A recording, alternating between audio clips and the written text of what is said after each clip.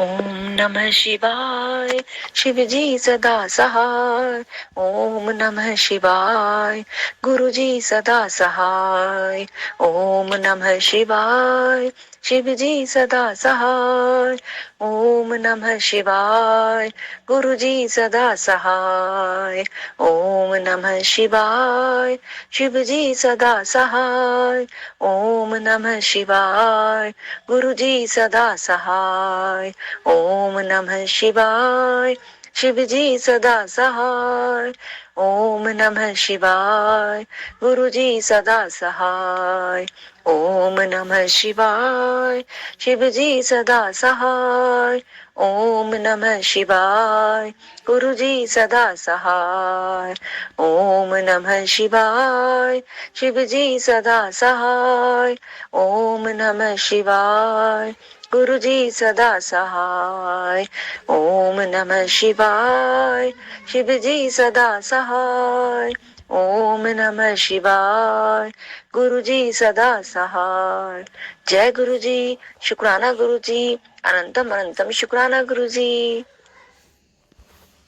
जय गुरु जी। शुक्राना गुरु जी। गुरु जी महाराज आज्ञा दें और शिव पुराण का हम अध्याय पढ़ते हैं। भगवान शिव की श्रेष्ठता तथा उसके पूजन की अनिवार्य आवश्यकता का प्रतिपादन। मंत्र जाप करते हैं। ओम नमः शिवाय। शिव जी सदा सहाय। ओम नमः शिवाय। गुरु जी सदा सहाय। ओम नमः शिवाय। शिव जी सदा सहाय। ओम नमः शिवाय। गुरु जी सदा सहाय। नारद जी बोले, ब्राह्मण प्रजापति, आप धन्य हैं, क्योंकि आपकी बुद्धि भगवान शिव में लगी हुई है। विधेय, आप पुनः इसी विषय का सम्यक प्रकार से विस्तार पूर्वक वर्णन कीजिए। ब्रह्मा जी ने कहा कि तात, एक समय की बात है, मैं सब और से ऋषियों तथा देवताओं को बुलाकर उन सबको क्षीर सागर के तट पर ले गया, जहाँ सबका हित साधन करने वाले भगवान विष्णु निवास करते हैं। वहाँ देवताओं के पूछने पर भगवान विष्णु ने सबके लिए शिव पूजन की ही श्रेष्ठता बतलाकर यह कहा कि एक मुहूर्त या एक क्षण भी जो शिव का पूजन नहीं किया जाता, वही हानि है, वही महान छिद्र है, वही अंधापन है और वही मूर्खता है। जो भगवान शिव की भक्ति में तत्पर है, जो मन से उन्हीं को प्रणाम और उन्हीं का चिंतन करते हैं, वे कभी दुख के भागी नहीं होते। जो महान सौभाग्यशाली पुरुष मनोहर भवन सुंदर आभूषणों से विभूषित स्त्रियां जितने से मन को संतुष्ट हो, उतना धन पुत्र पौत्र आदि संतति, आरोग्य, सुंदर शरीर, अलौकिक प्रतिष्ठा, स्वर्गीय सुख, अंत में मोक्ष रूपी फल अथवा परमेश्वर शिव की भक्ति चाहते हैं, वे पूर्व जन्मों के महान पुण्य से भगवान सदा शिव की पूजा अर्चना में प्रवृत्त होते हैं। जो पुरुष नित्य भक्ति परायण हो, शिवलिंग की पूजा करता है, उसको सफल सिद्धि प्राप्त होती है तथा वह पापों के चक्कर में नहीं पड़ता। भगवान के इस प्रकार उपदेश देने पर देवताओं ने उन श्री हरि को प्रणाम किया और मनुष्य की समस्त कामनाओं की पूर्ति के लिए उनसे शिवलिंग देने के लिए प्रार्थना की। मुनिश्रेष्ठ, उस प्रार्थना को सुनकर जीवों के उद्धार में तत्पर रहने वाले भगवान विष्णु ने विश्वकर्मा को बुलाकर कहा, विश्वकर्मन, तुम मेरी आज्ञा से संपूर्ण देवताओं को सुंदर शिवलिंग का निर्माण करके दो। तब विश्वकर्मा ने मेरी और श्री हरि की आज्ञा के अनुसार उन देवताओं को उनके अधिकार के अनुसार शिवलिंग बनाकर दिए। मुनिश्रेष्ठ नारद, किस देवताओं को कौन सा शिवलिंग प्राप्त हुआ, इसका वर्णन आज मैं कर रहा हूँ, उसे सुनो। इंद्र पद्म राग मणि के बने हुए शिवलिंग की और कुबेर स्वर्णमय लिंग की पूजा करें। धर्म पीत मणि में पुखराज के बने हुए लिंग की तथा वरुण श्याम वर्ण के शिवलिंग की पूजा करते हैं। भगवान विष्णु इंद्र नील में तथा ब्रह्मा हेम में लिंग की पूजा करते हैं। मुने विश्व देव गण चांदी के शिवलिंग की, वसुगण पीतल के बने हुए लिंग की तथा दोनों अश्विनी कुमार पार्थिव लिंग की पूजा करते हैं। लक्ष्मी देवी स्फटिक में लिंग की, आदित्य गण ताम्र में लिंग की, राजा सोम मोती के बने हुए लिंग की अथवा अग्निदेव वज्र हीरे के लिंग की उपासना करते हैं। श्रेष्ठ ब्राह्मण और उनकी पत्नियां मिट्टी के बने हुए शिवलिंग का, मायासुर चंदन निर्मित लिंग का और नागगण मूंगे के बने हुए शिवलिंग का आदरपूर्वक पूजन करते हैं। देवी मक्खन के बने हुए शिवलिंग की, योगीजन भस्म लिंग की, यक्षगण दधि निर्मित लिंग की, छाया देवी आटे से बने हुए लिंग की और ब्रह्म पत्नी रत्न में शिवलिंग की निश्चित रूप से पूजा करती हैं। बाणासुर पारद या पार्थिव लिंग की पूजा करता है। दूसरे लोग भी ऐसा ही करते हैं। ऐसे ऐसे शिवलिंग बनाकर विश्वकर्मा ने विभिन्न लोगों को दिए। तब वे सब देवता और ऋषि उन लिंगों की पूजा करते हैं। भगवान विष्णु ने इस तरह देवताओं को अनेक हित की कामनाओं से शिवलिंग देकर उनके तथा मुझ ब्रह्मा से पिनाक पाणी महादेव जी के पूजन की विधि भी बताई। पूजन विधि संबंधी उनके वचनों को सुनकर देव शिरोमणियों सहित मैं ब्रह्मा हृदय में हर्ष लिए अपने धाम में आ गया। मुने, वहां आकर मैंने समस्त देवताओं और ऋषियों को शिव पूजा की उत्तम विधि बताई जो संपूर्ण अभिष्ट वस्तु को देने वाली है। उस समय मुझ ब्रह्मा ने कहा कि देवताओं सहित समस्त ऋषियों, तुम प्रेम परायण होकर सुनो। मैं प्रसन्नता पूर्वक तुमसे शिव पूजन की उस विधि का वर्णन करता हूँ जो भोग और मोक्ष देने वाली है। देवता और मुनीश्वरों, समस्त जंतुओं में मनुष्य जन्म प्राप्त करना प्राय दुर्लभ है। उनमें भी उत्तम कुल में जन्म हो तो और भी दुर्लभ है। उत्तम कुल में भी आचारवान ब्राह्मणों के यहाँ उत्पन्न होना उत्तम पुण्य से ही संभव है। यदि वैसा जन्म सुलभ हो जाए तो भगवान शिव के संतोष के लिए उस उत्तम का कर्म का अनुष्ठान करें जो अपने वर्ण और आश्रम के लिए शास्त्रों द्वारा प्रतिपादित है। जिस जाति के लिए जो कर्म बताया गया है उसका उल्लंघन न करें। जितनी संपत्ति हो उसके अनुसार ही दान करें। कर्म में सहस्त्रों यज्ञों से तपो यज्ञ बढ़कर है। सहस्त्रों तपो यज्ञ से जप यज्ञ का महत्व अधिक है। ध्यान यज्ञ से बढ़कर कोई वस्तु नहीं है। ध्यान ज्ञान का साधन है, क्योंकि योगी ध्यान के द्वारा ही अपने इष्ट देव के समरस शिव का साक्षात्कार करता है। ध्यान यज्ञ में तत्पर रहने वाले उपासक के लिए भगवान शिव सदा ही सन्निहित हैं। जो विज्ञान से संपन्न है उस पुरुषों की शुद्धि के लिए किसी प्रायश्चित आदि की आवश्यकता नहीं रहती है। मनुष्य को जब तक ज्ञान की प्राप्ति न हो तब तक वह विश्वास दिलाने के लिए कर्म से ही भगवान शिव की आराधना करे। जगत के लोगों को एक ही परमात्मा अनेक रूप में अभिव्यक्त हो रहा है। एकमात्र भगवान सूर्य एक स्थान में ही रहकर ही भी जलाशय आदि विभिन्न वस्तुओं में अनेक से दिखते हैं। देवताओं, संसार में जो जो सत्य या असत्य वस्तु देखी या सुनी जाती है वह उस सब पर ब्रह्म शिव रूप ही है, ऐसा समझो। जब तक तत्व ज्ञान न हो जाए तब तक प्रतिमा की पूजा आवश्यक है। ज्ञान के अभाव में जो प्रतिमा पूजन की अवहेलना करता है उसका पतन निश्चित है। इसके लिए ब्राह्मणों, यह यथार्थ बात सुनो। अपनी जाति के लिए जो कर्म बताया गया है उसका प्रयत्नपूर्वक पालन करना चाहिए। जहाँ जहाँ यथावत भक्ति हो उस आराध्य देव का पूजन आदि अवश्य करना चाहिए, क्योंकि पूजन और दान आदि के बिना पातक दूर नहीं होते। जैसे मैले कपड़ों में रंग बहुत अच्छा नहीं चढ़ता है, किंतु जब उसको धोकर स्वच्छ कर लिया जाता है तब उस पर सब रंग अच्छी तरह चढ़ते हैं। उसी प्रकार देवताओं की भली भांति पूजन से जब त्रिविध शरीर पूर्णतः निर्मल हो जाता है तभी उस पर ज्ञान का रंग चढ़ता है और तभी विज्ञान का प्राकट्य होता है। जब विज्ञान हो जाता है तब भेदभाव की निवृत्ति हो जाती है। भेद की संपूर्णतः निर्वृत्त हो जाने पर द्वंद्व दुख दूर हो जाते हैं और द्वंद्व दुख से रहित पुरुष शिव रूप हो जाता है। मनुष्य जब तक गृहस्थ आश्रम में रहे तब तक पांचों देवताओं की तथा उनमें श्रेष्ठ भगवान शंकर की प्रतिमा का उत्तम प्रेम के साथ पूजन करे, अथवा जो सबके एकमात्र मूल है उन भगवान शिव की ही पूजा सबसे बढ़कर है, क्योंकि मूल के नीचे जाने पर शाखा स्थानीय संपूर्ण देवता स्वतः तृप्त हो जाते हैं। अतः जो संपूर्ण मनोवांछित फलों को पाना चाहता है वह अपने अभिष्ट की सिद्धि के लिए समस्त प्राणियों के हित में तत्पर रहकर लोक कल्याणकारी भगवान शंकर का पूजन करें। अध्याय 12 विराम। जय गुरु जी, शुक्राना गुरु जी। अब हम अध्याय पढ़ेंगे शिव पूजन की सर्वोत्तम विधि का वर्णन। ब्रह्मा जी कहते हैं, अब मैं पूजा की सर्वोत्तम विधि बता रहा हूँ जो समस्त अभिष्ट तथा सुखों को सुलभ कराने वाली है। देवताओं तथा ऋषियों, तुम ध्यान देकर सुनो। माफ करना गुरु जी।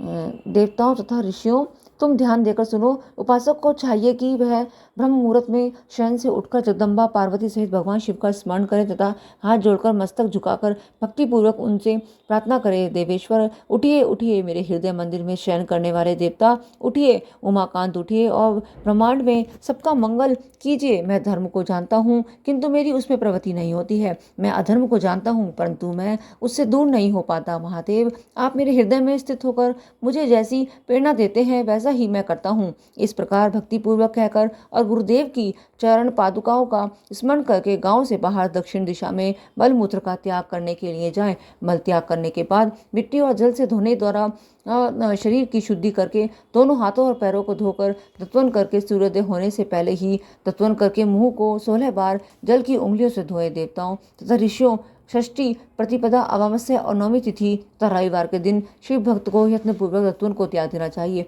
अवकाश के अनुसार नदी आदि में जाकर अथवा घर में ही भलीभांति स्नान करें। मनुष्य को देश और काल के विरुद्ध स्नान नहीं करना चाहिए। रविवार, श्राद्ध, संक्रांति, ग्रहण, महादान, तीर्थ, उपवास दिवस अथवा अशौच प्राप्त होने पर मनुष्य गर्म जल से स्नान न करें। शिव भक्त मनुष्य तीर्थ आदि में प्रवाह के सम्मुख होकर स्नान करे। जो नहाने के पहले तेल लगाना चाहे उसे विहित एवं निश्चित दिनों का विचार करके ही तेलाभ्यंग करना चाहिए। जो प्रतिदिन नियम पूर्वक तेल लगाता हो उसको लिए किसी भी दिन तेलाभ्यंग दूषित नहीं है, अथवा जो तेल इत्र आदि से वासित हो उसका लगाना किसी दिन भी दूषित नहीं है। सरसों का तेल ग्रहण को छोड़कर दूसरे किसी भी दिन दूषित नहीं होता। इस तरह देश काल का विचार करके ही विधि पूर्वक स्नान करें। स्नान के समय अपने मुख को उत्तर अथवा पूर्व की ओर रखना चाहिए। उच्छिष्ट वस्त्र का उपयोग कभी ना करें।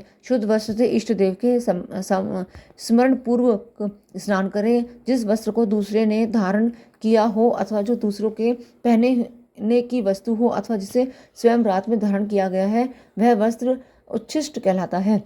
उससे तभी स्नान किया जा सकता है जब उसे धो लिया गया हो। स्नान के पश्चात देवताओं, ऋषियों तथा पितरों को तृप्ति देने वाला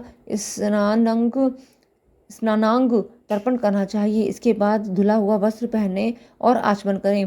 द्विजोत्तमों तदंतर गोबर आदि से लीप पोत कर स्वच्छ किए हुए शुद्ध स्नान में जाकर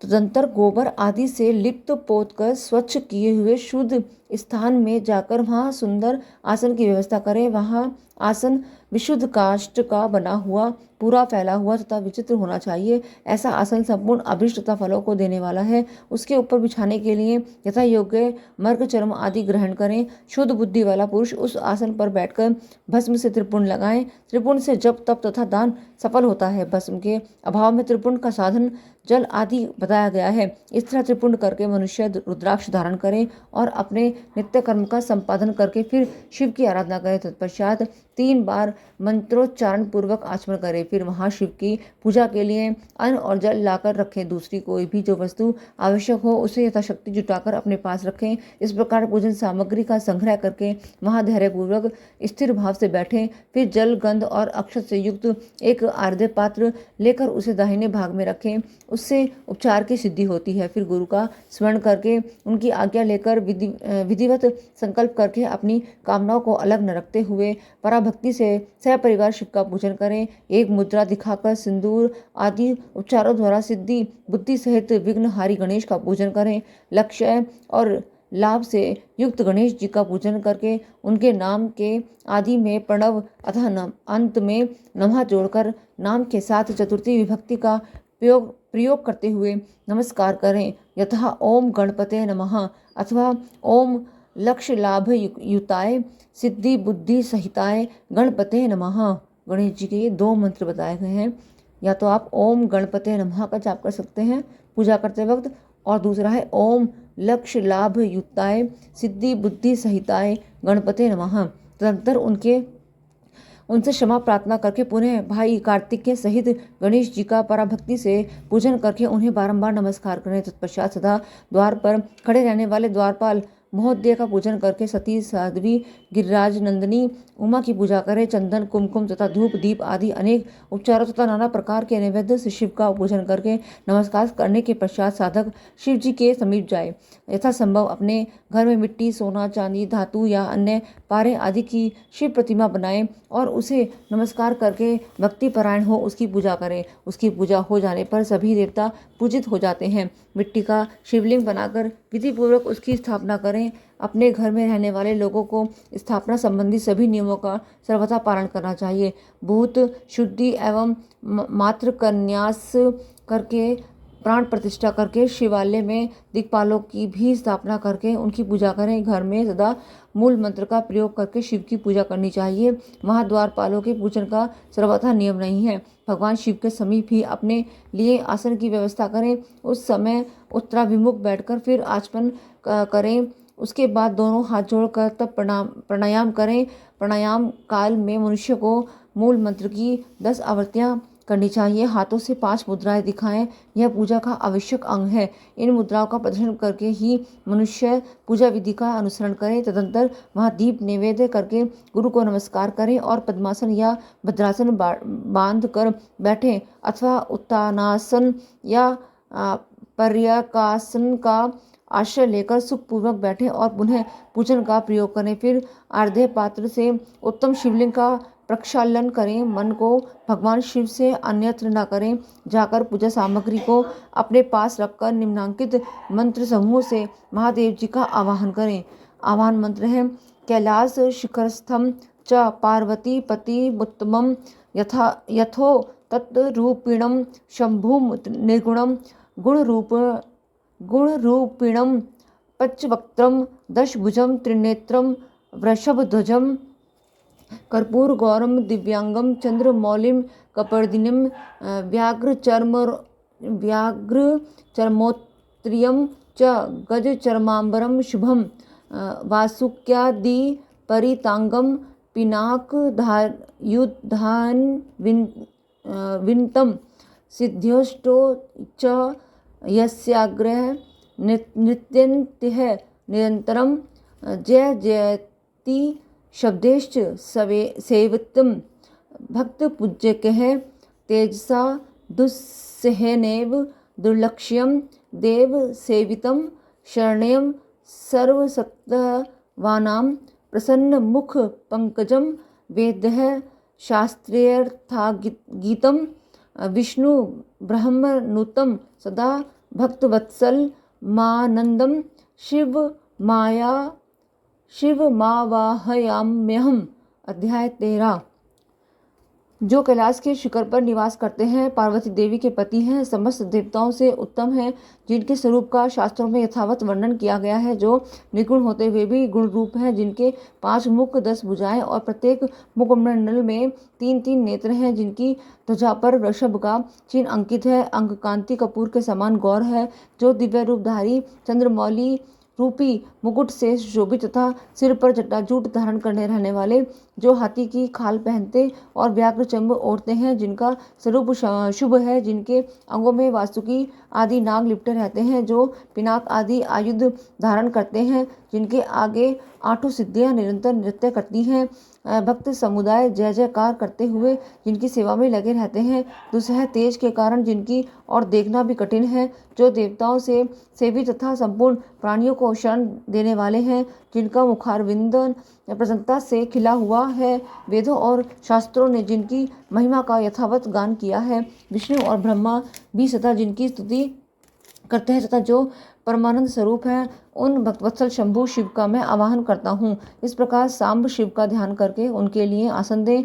चतुर्थ्यंत पद से ही क्रमशः सब कुछ अर्पित करें। यथा सांबवाय सदाशिवाय नमः आसनम समर्पयामि इत्यादि आसन के पश्चात भगवान शंकर को पाद और अर्घ्य दें। फिर परमात्मा शंभु को आचमन कराकर पंचामृत संबंधी द्रव्य द्वारा प्रसन्नता पूर्वक शंकर को स्नान कराएं। वेद मंत्रों अथवा समंत्रक चतुर्थ्यंत नाम पदों का उच्चाटन वेद मंत्रों अथवा समंत्रक चतुर्थंत नाम पदों का उच्चारण करके भक्ति पूर्वक यथायोग्य समस्त द्रव्य भगवान को अर्पित करें। अभिष्ट द्रव्य को शंकर के ऊपर चढ़ाएं। फिर भगवान शिव को वारुण स्नान कराएं। स्नान के पश्चात उनके श्री अंगों में सुगंधित चंदन तथा अन्य द्रव्यों का यत्न पूर्वक लेप करें। फिर सुगंधित जल से ही उनके ऊपर जलाधारा गिराकर अभिषेक करें। वेद मंत्रों षडंगों अथवा शिव के 11 नामों द्वारा यथावकाश जलधारा चढ़ाकर वस्त्र से शिवलिंगों को अच्छी तरह से पहुँचे। फिर आचमनार्थ जल दें और वस्त्र समर्पित करें। नाना प्रकार के मंत्रों द्वारा भगवान शिव को तिल, जौ, गेहूँ, मूंग और उड़द अर्पित करें। फिर 5 मुख वाले परमात्मा शिव को पुष्प चढ़ाएं। प्रत्येक मुख पर ध्यान के अनुसार यथोचित अभिलाषा करके कमल, शतपत्र, शंखपुष्प, कुशपुष्प, धतूर, मंदार, द्रोणपुष्प, गुमा, तुलसी दल तथा बिल्व पत्र चढ़ाकर पराभक्ति के साथ भक्त वत्सल भगवान शंकर की विशेष पूजा करें। अनन्य सब वस्तुओं का अभाव होने पर शिव को केवल बिल्व पत्र ही अर्पित करें। बिल्व पत्र समर्पित होने से ही शिव की पूजा सफल हो जाती है। तत्पश्चात सुगंधित चूर्ण अथवा सुवासित उत्तम तेल, इत्र आदि विविध वस्तुएं बड़े हर्ष के साथ भगवान शिव को अर्पित करें। फिर प्रसन्नतापूर्वक गुल और अगुर आदि की धूप निवेदन करें। तदनंतर शंकर जी को घी से भरा हुआ दीपक दें। इसके बाद निम्नांकित मंत्र से भक्तिपूर्वक पुनः आरती दें और भाव भक्ति से वस्त्र द्वारा उनके मुख का मार्जन करें। अर्घ्य मंत्र है: रूपम देहि यशो देहि भोगम देहि च शंकर भक्ति मुक्ति फलम देहि गृहीत्वार्घ्यम नमोस्तु ते। प्रभु शंकर, आपको नमस्कार है। आप इस अर्घ्य को स्वीकार करके मुझे रूप दीजिए, यश दीजिए, भोग दीजिए अथवा भोग और मोक्ष रूपी फल प्रदान कीजिए। इसके बाद भगवान शिव को भांति भांति के उत्तम नैवेद्य अर्पित करें। नैवेद्य के पश्चात प्रेम पूर्वक आचमन कराएं। तदनंतर सांगोपांग तांबूल बनाकर शिव को समर्पित करें। फिर 5 बत्ती की आरती बनाकर भगवान को दिखाएं। उसकी संख्या इस प्रकार है: पैरों में 4 बार, नाभि के कमंडल में के समान 2 बार, मुख के समक्ष 1 बार तो संपूर्ण अंगों में 7 बार आरती दिखाएं। तत्पश्चात नाना प्रकार के स्तोत्र द्वारा प्रेम पूर्वक भगवान वृषभध्वज की स्तुति करें। तदनंतर धीरे धीरे शिव की परिक्रमा करें। परिक्रमा के बाद भक्त पुरुष साष्टांग प्रणाम करें और निम्नांकित मंत्र से भक्तिपूर्वक पुष्पांजलि दें। पुष्पांजलि मंत्र है: अज्ञानांधि व अज्ञानांधत पूजादिकं मया कृतं तदस्तु सफलम कृपया तव शंकर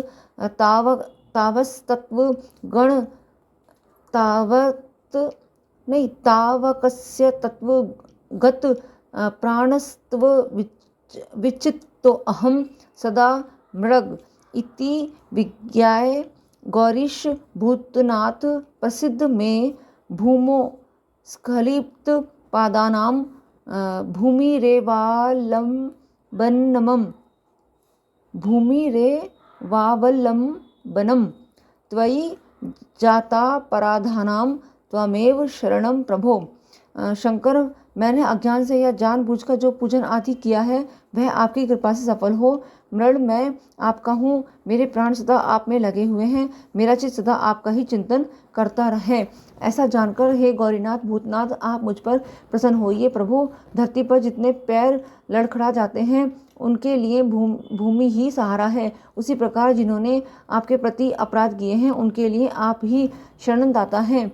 इत्यादि रूप से बहुत बहुत प्रार्थना करके उत्तम विधि से पुष्पांजलि अर्पित करने के पश्चात पुनः भगवान को नमस्कार करें। फिर निम्नांकित मंत्र से विसर्जन करना चाहिए। विसर्जन है: स्वस्थानम गच्छ देवेश परिवार युक्त है प्रभो पूजा काले पुनर्नाथ त्वया गंतव्य मादरात। देवेश्वर प्रभु, अब आप परिवार सहित अपने स्थान को पधारें। नाथ, जब पूजा का समय हो तब पुनः आप यहाँ सादर पदार्पण करें। इस प्रकार भक्तवत्सल शंकर की बारंबार प्रार्थना करके उनका विसर्जन करें और उस जल को अपने हृदय में लगाएं तथा मस्तक पर चढ़ाएं। ऋषियों, इस तरह मैंने शिव पूजन की सारी विधि बता दी जो भोग और मोक्ष देने वाली है। अब और क्या सुनना चाहते हो? अध्याय 13 विराम। जय गुरु जी, शुक्राना गुरु जी।